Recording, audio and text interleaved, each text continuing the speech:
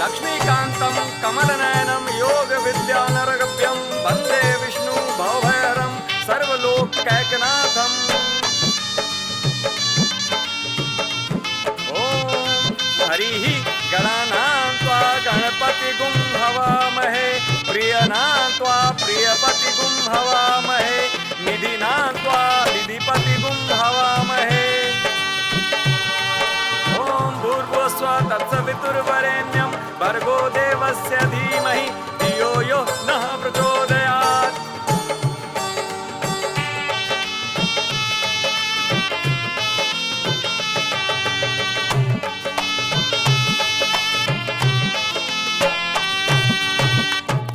दुल्हन बहुत शौकीन हो, सासू मुखड़ा दिखाई दा। दुल्हन बहुत शौकीन हो, सासू मुखड़ा दिखाई दा। टिकवा के होई बौछार हो, सासू परछन कराई दा। परछन कराई दा, सासू परछन कराई दा। ए बहिनी तनी हटाओ। चावर लोगन आइलिया लोगन बड़ा सासू परछन कराय दा, दुल्हन बड़ी शौकीन हो। अरे बहिनी हम अपने पतोहिया का मुंह तो देख ली। ए दुल्हन जानता रू, अरे जन बड़की पतोहिया बिया नु, अरे वो बड़ी कलहीन बिया जल्लू। अरे वो हमरे बस में कबो ना रहेला। अरे हमनी सास पतोह में ना तनिको ना जमेला, 36 का आंकड़ा रहेला। अरे ई त आशा बिया ना, अरे आशा में काम करेले, गांव भर घूम घूम के ना कुल पतोहन के सिखा पढ़ा के चढ़ा देले बिया। अरे कुल पतोह सास में गांव में बड़ी झगड़ा करावेले जल्लू। अरे हम बोली ला ना तो दोनों परानी ना हमरा से लड़ जाले सन। होशियार रही है जल्लू, बड़ी चढ़बाक है नौरंगिया। हाँ ठीक बा। हाँ। अरे हमार पतोह तो बड़ी सुंदर बिया है, लाखों में एक बिया। अच्छा सर सासू परछन कराई दा, परछन कराई दा, सासू परछन कराई दा। परछन कराई दा, सासू परछन कराई दा। चुड़िया के होई बौछार हो, सासू परछन कराई दा। दुल्हन आ गई महारानी। शौकीन हो, सासू परछन कराई दा।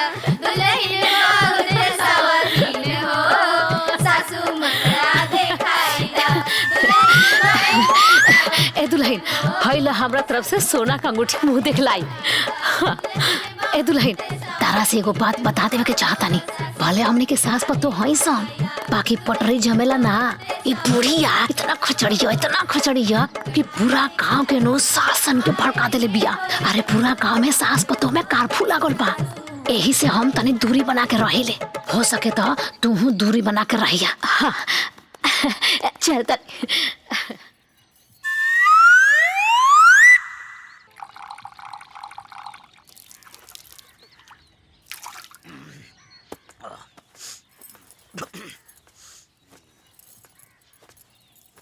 बाबूजी चाय लाओ। दुल्हन जी बाबूजी। एक बात नोट कर लिया, बोली बाबूजी। ये घर में हम तोहार ससुर हैं, सतरंगी तोहार सास और प्रदीप तोहार पति। बस यह तोहार रिश्ता बा, बाकी रिश्ता की गोली मार दिया। सब तोहार दुश्मन हो। एन्ने के देखा तो दूर, एन्ने के मुंह पे थूकिया मत। हेलो थूकिया मत। जी बाबूजी। हाँ जा।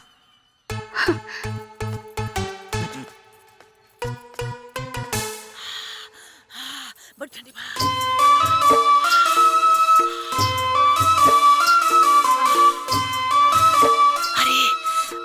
अम्मा जी ली चाय पी ली। अरे दुल्हन बड़ा बढ़िया कहलू, चाय लेके आ गेलू, बड़ा ठंडा लगत बा हो। ए दुल्हन हमार बात सुना। हाँ। गाय के लगे चल जिया, भैंस के लगे चल जिया, और यहाँ तक कि सुअर के लगे चल जिया।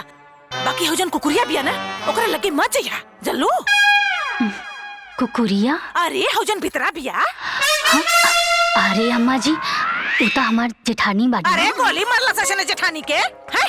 अरे ओकरा के चाय पानी तो दूर, रत्ती भर ओकरा की इज्जत मत दिया। चलो अजदी आग मांगे ना तापे खातिर तो ले जाकर मुंह पर छौस दिया। चलो फेंक दिया। बुझलू हमार बात गांठ बांध के रख लिया। ठीक बा अम्मा जी। बड़ा बढ़िया चाय बनल बा। जा जाके तू चाय पी ला जा।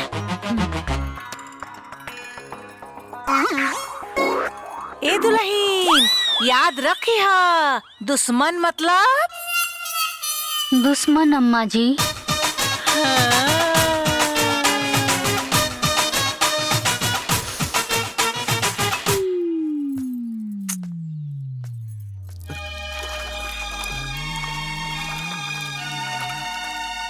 ए सुन तो है ना तो का बात बा? ओ माई और बाबूजी।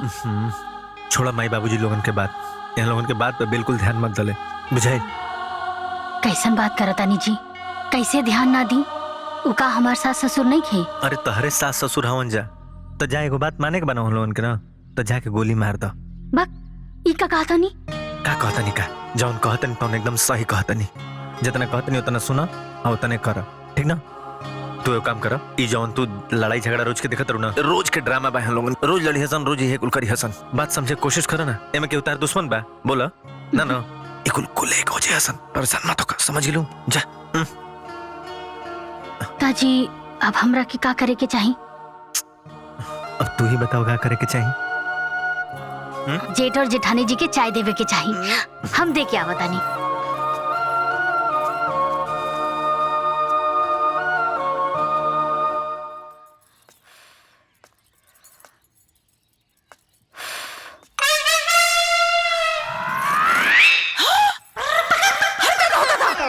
अरे ये कमीनी हमरे बराबर में चाय पिए थी?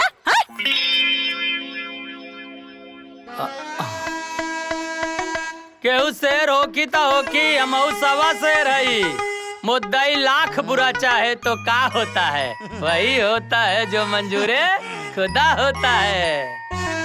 ई सार लोग अपना के शेर समझता हुआ, इनके ना पता है कि हम बब्बर शेर हैं। हमरा सामने इन लोगन का कौनो औकात नहीं की।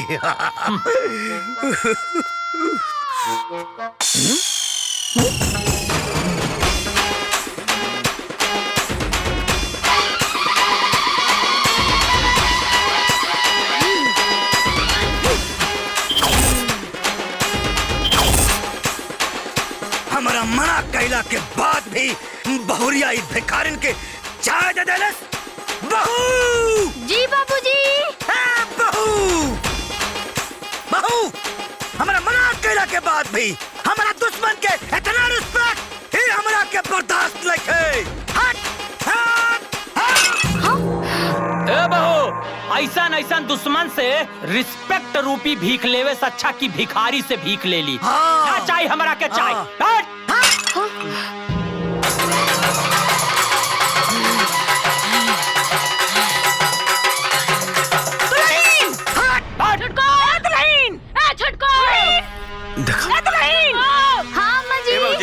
भैया तो हम लोग कभी सुधरबे ना कर बजा, गजब हाल बा तो हम लोगन के।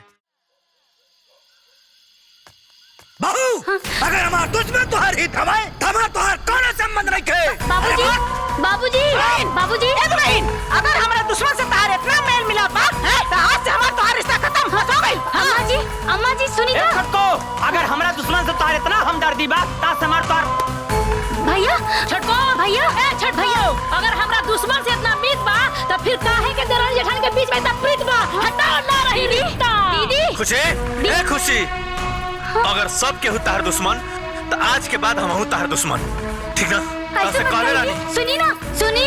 अरे ये सब का हो रहल बा? क्यों हमार बात का है? देखलू कैसे फूसी उतरनी है, फुटनिया का दुल्हन के बेहर कौनी है। हाँ सही कहनी है ना। अरे रउआ एकदम सही कहनी है जी। हाँ ना ओकरा से कोनो गम बाटे के बा ना कोनो खुशी बाटे के बा। हाँ त काहे के लासी पुसी लगी? तू देखत रहो, हम इनके सार का फूसी ना उतार देनी तो कैया। काजी छुटकी से सही दाम में बोलनी हनु उस तो तरंगिया के खिलाफ। यह गर्मी बनल रही दा, यह देखत रही ई नौरंगी झुकी ना। हम एकदम ठंडा। अरे रउआ निमन ताप देखौले रहती और निमन से रहती तो एक अंगना में हम 3 अंगना करा देती। हाँ।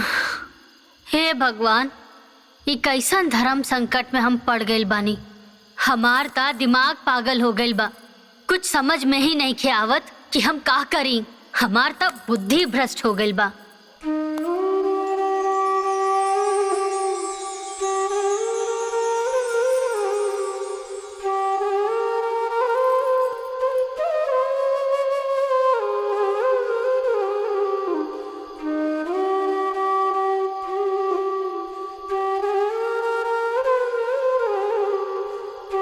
खुशी, ए बच्ची,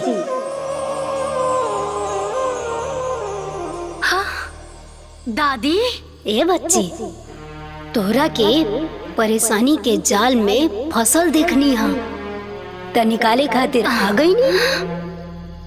अब का करी दादी, कुछ समझ में नहीं आवत। सब केहू तो आपन बा, केकरा के छोड़ दी। मन करता कि अपने कपार जाके कहीं फोड़ ली। ना ना बच्ची, अकुतैला से और खिसियला से कोनो समस्या के समाधान ना होला। हाँ, बापूजी हमेशा ई कहानी। आँख के बदले आँख पूरे संसार को अंधा बना देगी। इसीलिए हिंसा का जवाब हिंसा से नहीं, प्रेम से देना है। खुद वो बदलाव अपने में कीजिए जो दूसरों में देखना चाहते हैं। पहले तो वो आप पे हंसेंगे, फिर वो लड़ेंगे और तब वो जीत जाएंगे। अहिंसा परमो धर्मा। अरे दादी, हमरा घर के लोग के आपस में दुश्मनी ठीक वैसे बा जैसे कि अंग्रेज और हिंदुस्तान के बीच में रहे। और रउआ यहाँ प्रेम के बरसात करे खातिर कहतानी। अरे जहाँ हर तरफ खाली नफरत के आगे लागल बा, ई कैसे संभव होई दादी? देखा बेटी, जहाँ नफरत होला उहे तो प्यार भरेला, है ना? और जहाँ खाली होला उहे भरेला। देखा बिटिया, तू ही कोशिश करो जैसे देश से अंग्रेज लोग भाग गए ना, ऐसे ही तहरा परिवार से ई आपसी नफरत सब भाग जाएगी।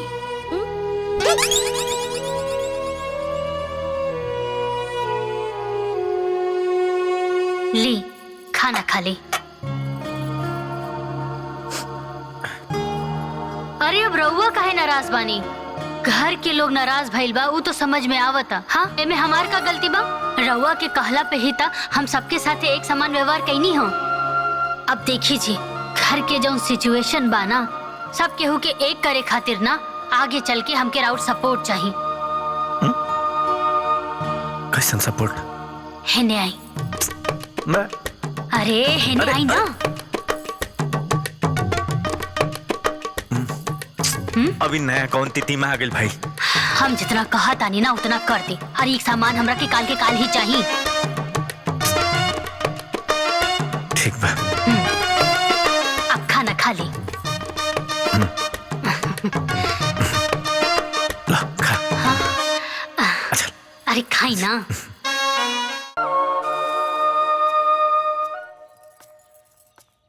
माँ जी। का दुल्हन? बड़की दीदी रहुआ खातिर ई गुलाब के फूल देनी है। का कहलू हा? अरे वो मुझौसी हमरा के गुलाब के फूल देही?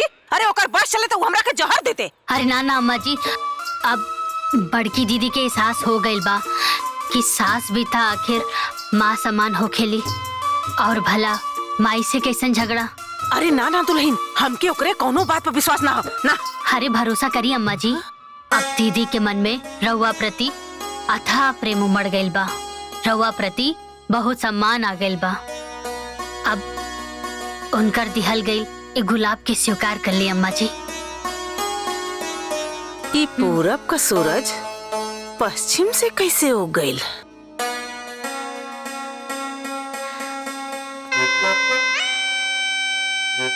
हाँ। जरूर एमे ओकर कोनो चाल बा।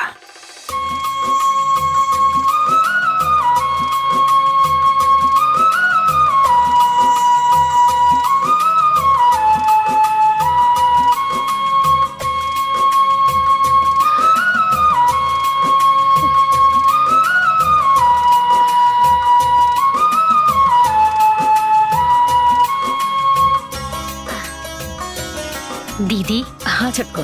एक गुलाब के फूल तोहरा खातिर अम्मा जी सप्रेम भेंट भेजले बाड़ी। हाँ?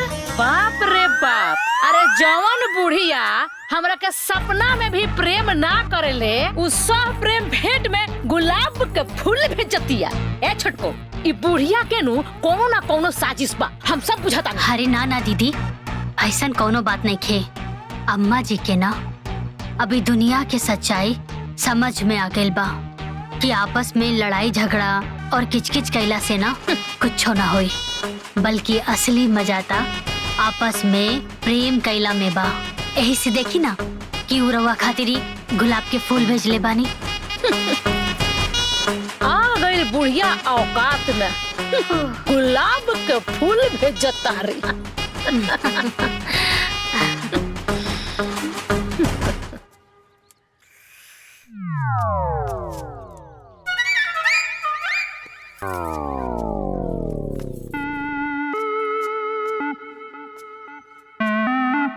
बाबूजी, जेठ जी ये गुलाब के फूल रवा खातिर भेजले बानी। और बाबूजी वहाँ के कहले बानी कि रवा वहाँ के हमार जन्मदाता है, हमार भगवान है, और वह भगवान स्वरूप पिता के चरण कमल में एक गुलाब के फूल अर्पित करके आज ले जाने अनजाने में जौन भी गलती भइल ओकरा खातिर माफी मांगे के चाहतानी, और आज से आपस में प्रेम के गंगा बहावे के चाहतानी। अच्छा,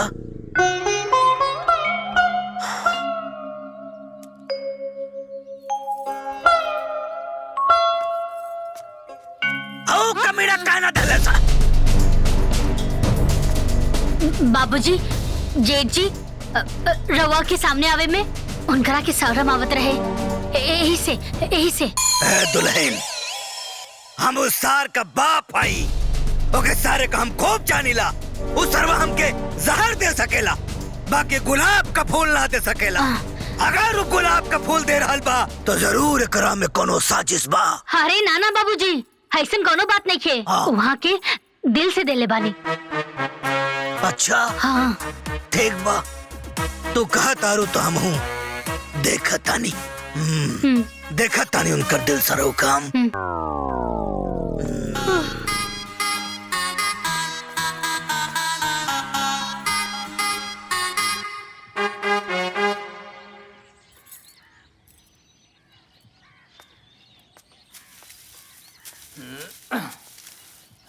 भैया जी।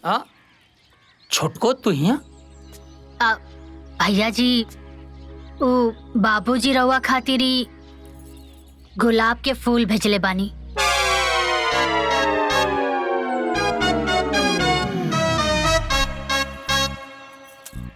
छोटको, जे बाप अपने लड़का के जिंदगी भर कांटा के से सजौलेस, आज वो अचानक गुलाब के फूल भेजले बा।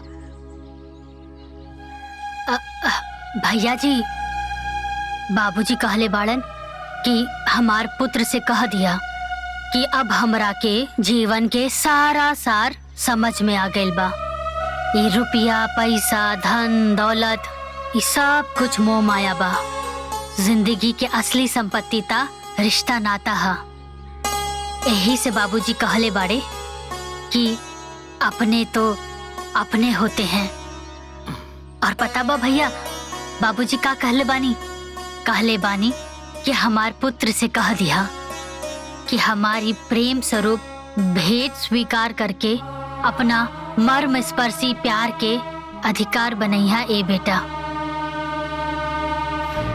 देखा तारू? काजी? देखा? हाँ? बहुरिया के हाथे मुचरवा सार हमके गुलाब का फूल भेजले हो। ए फूल पे थूका ताई हम। अरे रे हुआ खाली काहे जी, हमरा को देले पिया। हम ओ नरंगिया के नानी के गुलाब पे पड़ना थोका थू।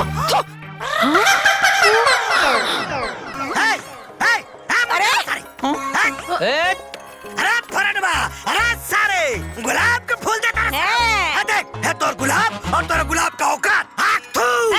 अरे फंटू सही नहीं है। हाय देख तोरा गुलाब और गुलाब का औकात। थू। ए बुढ़ियो, अरे तहारा औकात बा हो, तारा के फूल दी गुलाब का। बाबू, अरे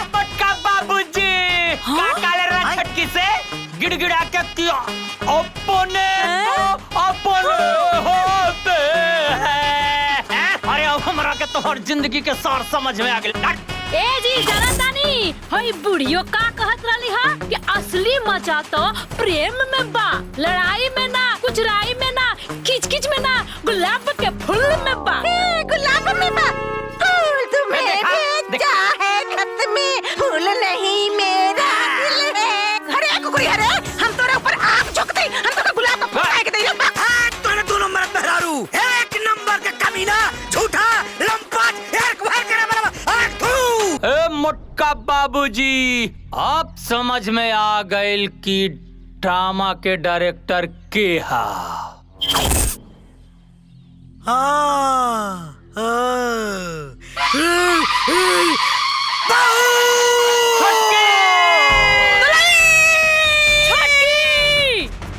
कहा रे? कहाँ भी तो मेहरारू? का बड़ी? एगो बात बता दो नहीं, जौने आदमी का हम सकल नहीं के देखल चाहत, ओकरा के हमारा नाम के गुलाब का फूल पकड़ा देलू हो। अरे जाओ ना सास के, हम सपना में भी प्यार ना करिले, ओकरा के हमरा नाम पर फूल काहे देलू? हाँ तो एमे का हो गइल? गुलाब के फूल ना दिया जरा का एक दूसरे के। आ तो तू दे दा। हाँ भैया, अगर आपस में एक दूसरे के प्रति प्यार बढ़ जाई तो कोनो दिक्कत बा का? तारा कोनो दिक्कत बा? तारा कोनो दिक्कत बा? तारा कोनो दिक्कत बा? सतरंगी रीत सदा चली आई, प्राण चल जाए बाकी दुश्मनी ना जाए।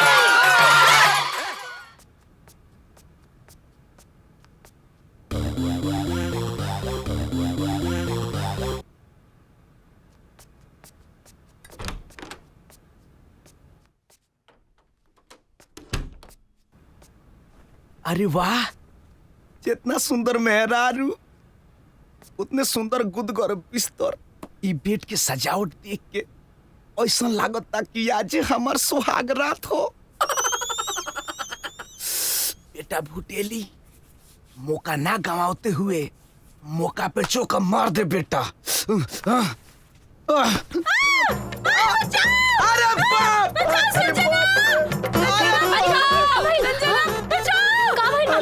मम्मी का भाई मम्मी? ई दमाद ना बलात्कारी।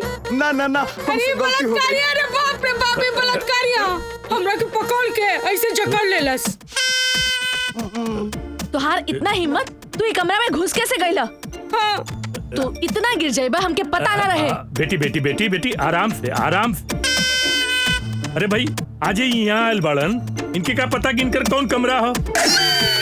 वो इनके कमरा दिखैलस, एमे इनकर कोनो गलती नहीं के। भांग पी के आइल बड़े का? माई और मेहरारू में फर्क नहीं के बुझात? हम देखते। ए बेटा तू जा अपने कमरा में। ए रंगीली लेके जा के कमरा में जा। अरे जैबी चल जा। जी मालिक।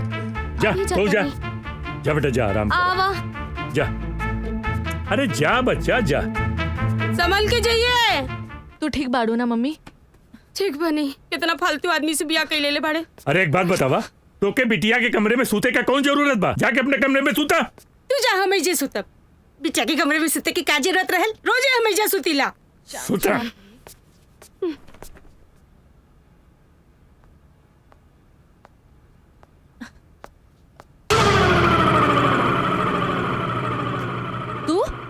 तू हमरे बेड पे का करे ताड़ा? तोहरा संगे सूते आइल बनी। जा करके दूसरा कमरा में सूता। ना ना ना, गलती से फिर केहू दूसरा के धलेब तो ऐसे भी मेहरारू के रहते हुए अलगे सूते तो तोहरा ठीक लागी? है ठीक लागी, अच्छा लागी। तोहरा निमन लागी लेकिन हमरा निमन ना लागी। ऐसे भी तोहरा बिना नींद कहाँ आवेला। आ देखा, बात करके बनल मूड के मत बिगाड़ा। ए मैडम आओ ना, आओ ना। जब तक तलाक के पेपर पे साइन ना हो जाता तब तक एकर बात माने के पड़ी। कहाँ फंस गई नहीं। आवा बैठा। ई हो हमार ऑफिस, ठीक हो ना? तो के पूरा फैक्ट्री दिखा देली, सब ऑफिस दिखा देली, सब लोग से भेंट करा देली। जी बाबूजी। अब तोरा के जहाँ जौन काम भी पसंद आए तू कर सकेला। हम मैनेजर साहब से बोल दे, एक बार तोरा के ले जाके सब काम समझा दे। ठीक है ना बाबूजी। हाँ? ना ना ना ना ना ना ना ना ना केकर पैसा बाकी बा सब लिख लिया ना ध्यान से। आज सब ब्याज के पैसा आए के चाहिए। हाँ? ली सासू माँ चाय पी। का दामाद जी, रउआ तो आज काम पे जाए वाला रानी। हाँ आज ना गई नहीं है। काहे? राउर नाक कटाव चल जाई। हैं? ये सोसाइटी में राउर कितना नाम बा, राजा महाराजा जैसा शान बा। आ मजदूर सन के संगे हम काम करे तो राउर इज्जत न जाई। ड्रामेबाज। ऐसे सासू माँ हमार गर्दन कट जाई लेकिन राउर नाक ना कटे देम। अरे बाप रे बाप, हम तो लुट के नहीं, बर्बाद हो गई नहीं, हमार सब कुछ चल जाई। अरे का भइल बा, कुछ बोलबो करब। अरे का बोली, सब धन दौलत रुपया सब एक झटका में चल जाए। हाँ हाँ? अरे का भइल आखिर? अरे इनकम टैक्स का छापा पड़े वाला बा। अंजना कबाई हमके तो लगा था कि हार्ट अटैक आ जाई। अरे बाप रे बाप। अरे ऐसन का कहता नहीं, वकील से काहे ना बात करता नहीं। अरे कहीं नहीं ना, उन्हें कैसे तो हो के आवत थी। हाँ बाबूजी, का कहलन वकील साहब? अरे का कहियन, अब कुछ ना हुई, अब जेल जा ही के पड़ी। हाँ चक्की पीते के पड़ी। अरे बाप रे बाप। अब का हुई, कैसे टली मुसीबत? कलावती, वकील साहब का लेवन की प्रॉपर्टी अगर हम कुछ दूसरे के नाम कर देना तो हमके कुछ ना हुई।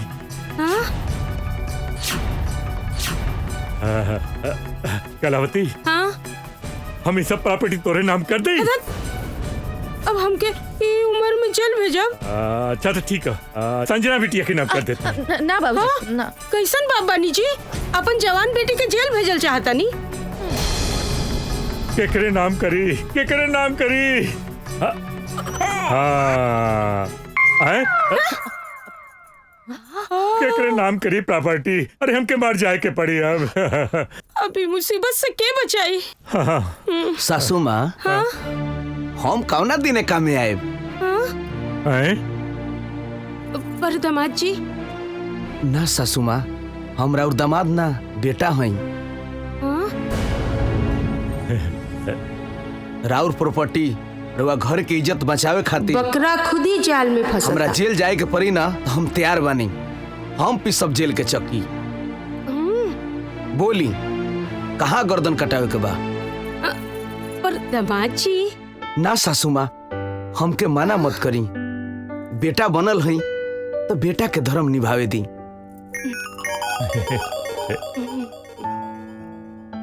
ठीक बा दामाद जी, हम रउआ के मना ना करो। ए जी, देखा तनी दामाद जी के रूप में हमनी के बेटा मिल गई।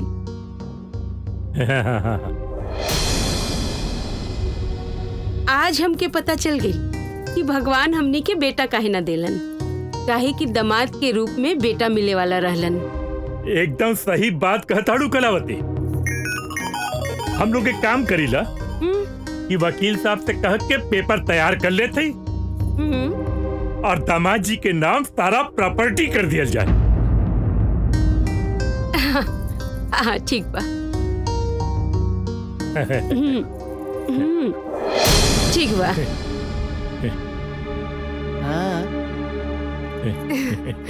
चली मम्मी, एगो बात बतावा, तू काहे मान गईलू?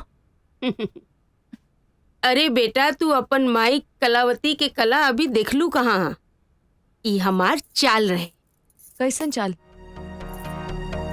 उजेल जाई और जाके चक्के पीसी। ना तोहरा के तलाक लेवे के पड़ी, ना घर से भगावे के पड़ी। जिंदगी भर खातिर पीछा छूट जाई। कैसन बा हमार चाल? Hi mamma, you are the best, I love you. Madam, हमन के केसिया कबले फाइनल होई? समय पे आइबा लोगन तब ना। ई रहल आपके अगला डेट। अच्छा मैडम, ठीक बा मैडम, समय पे आ बिल्कुल। जाइए लोगन। जी मैडम, नमस्कार। प्रणाम।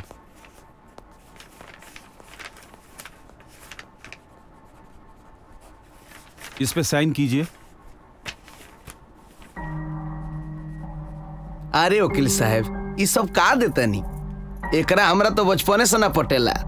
केहू के साइन नकली हो सकेला, लेकिन हई अंगूठा के निशान नकली ना हो सकेला। आ वैसे भी आधार कार्ड में भी अंगूठा लागता। हाँ जाहिल। ठीक है, तो आप अंगूठा ही लगा दीजिए। हाँ, ये आसान बा।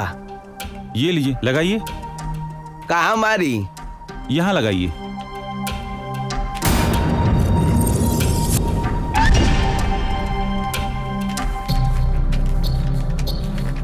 आज से इस प्रॉपर्टी के मालिक बुटेली प्रसाद सन ऑफ राम प्रसाद हैं। अब बेचने और खरीदने का अधिकार सिर्फ और सिर्फ बुटेली प्रसाद को है।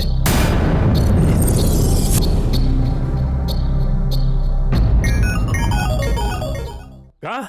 हाँ राधेश्याम भाई, आपके तो भाग खुल गई। अरे का बैल, कुछ बताइबा भी। अरे जोन आपके यहाँ छापा पड़े वाला रहल, वो राधेश्याम के वो और रहल। अच्छा, आपके चिंता करे के कोनो बात नहीं खे, चिंता दूर हो गई आपके। वकील साहब, अब सच कहा तनी ना? हाँ भाभी जी, अब चिंता कैले के कोनो बात नहीं खे, बिल्कुल एकदम सच बा।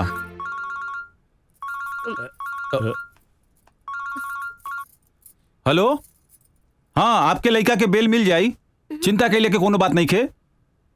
हाँ बस चेम्बर में पहुंची आप, 2 मिनट में हम आवतनी। अच्छा हम चलत बनी। प्रणाम। प्रणाम भाई। प्रणाम।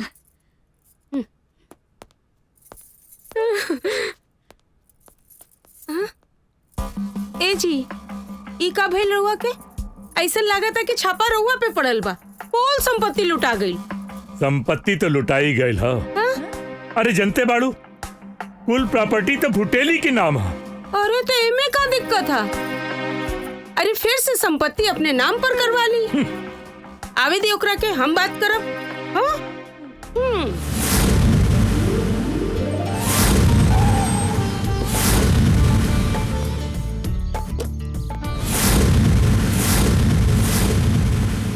सासू माँ, तनी उठी तो। काहे? अरे एगो जरूरी बात बा, उठी।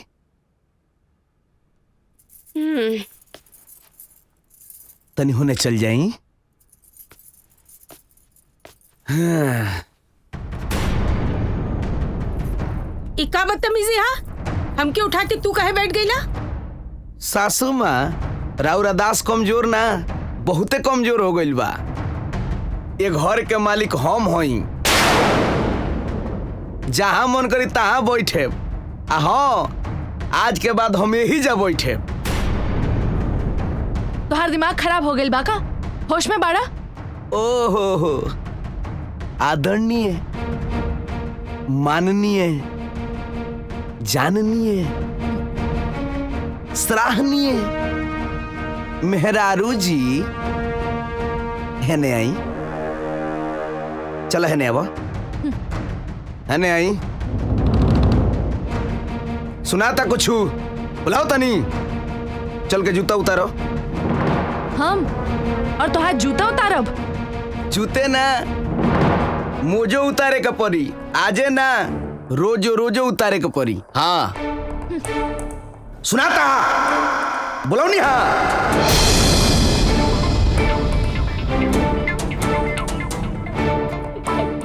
हाँ, तनी प्यार से। ई का करत तारू बेटा? एकरा से डराए की जरूरत नहीं खे। अरे सासू माँ, हम तो रोज से बतावले भोर पार देनी कि आज के बाद खाना बनाना, बर्तन माजना, चूल्ही चौका सब रौरा करब। आज से हम आपके सेक्रेटरी हो गए नहीं है सर। वाह, लागत सरकार बदल गई। ए बेटा, ये सब क्या करता? अरे तोहार माई जैसन बाड़ीन बेटा। ओहो ससुर जी, हम तो रोज से ही बतावले भोर पार देनी, मैनेजर के हम छुट्टी कर देले बानी। और रउआ तो समझदार हई, समझदार की सारा काफी होला। हाँ हाँ हाँ हाँ हाँ हम समझ गई नहीं दामाद जी, हम सब समझ गई नहीं, सब समझ गई नहीं। हाँ हाँ आदरणीय सराहनीय मेहरारू जी, थोड़ा जगह छोड़ी जे हम जाई ताकि मत। Secretary yes boss. Follow me. Okay सर।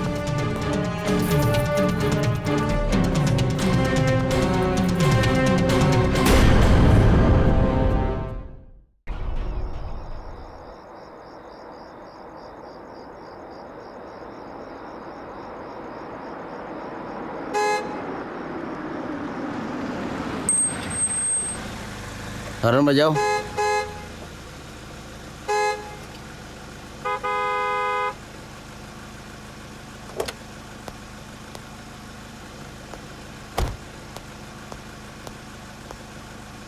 अरे भाई ड्राइवर कब से हॉर्न मारता, कानवा में रुई हुरले बड़ा काजे सुनात नहीं खे।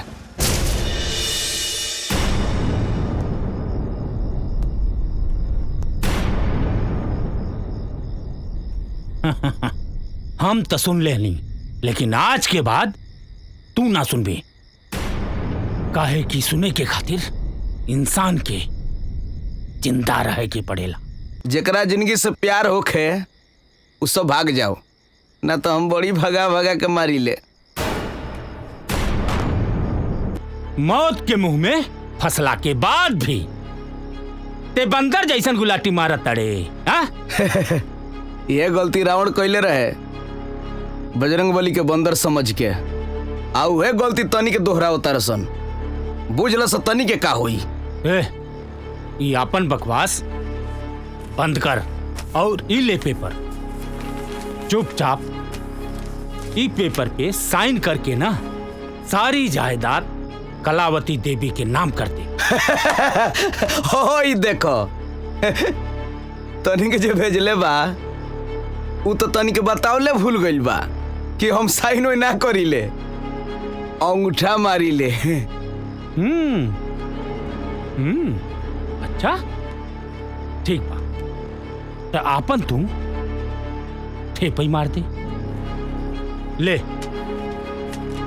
लागी अंगूठा, जरूर लागी। हमरा खून से या तोरा खून से। मार।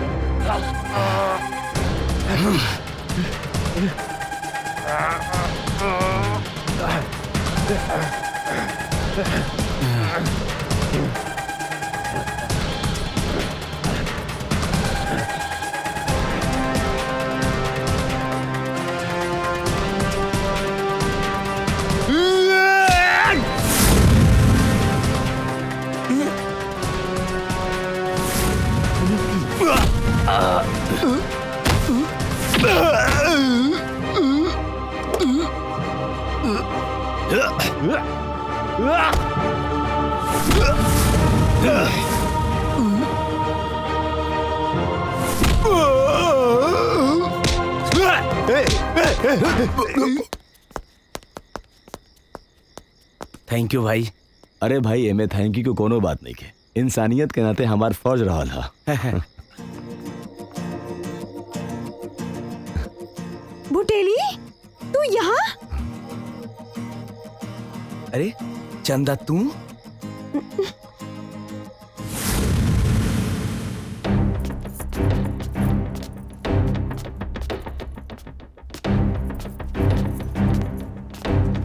राहों में गुंडों से मुलाकात हो गई, जिससे डरता था वही बात हो गई। अरे वाह दामाद जी वाह, आज तो बहुत खुश नजर आवत बड़ा, क्या बात हो? अरे वाह ससुर जी, रउआ तो ऐसे पूछता नहीं कि जैसे रउआ कुछ पते नहीं खे। का भइलो? का भइल है? हाँ। नहीं खे पता तो ये लोग से पूछ ली, सारा पता चल जाई। का हो तोहरा जैसन मेहरारू हम पहली बार देखतनी।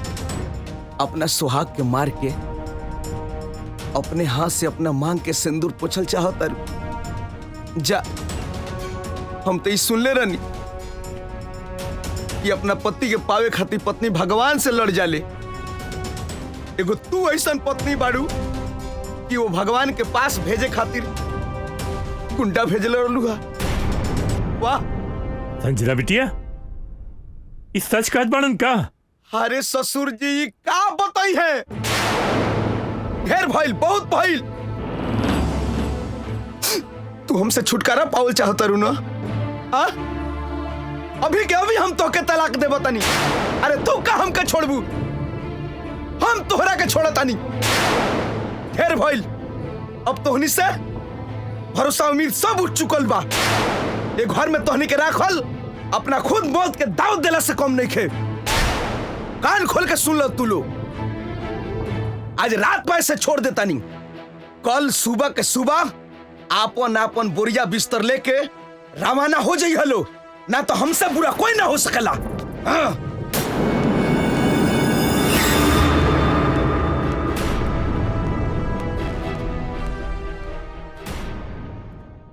आपन पसंदीदा फिल्म देखे खातिर डाउनलोड करी दंगल प्ले ऐप।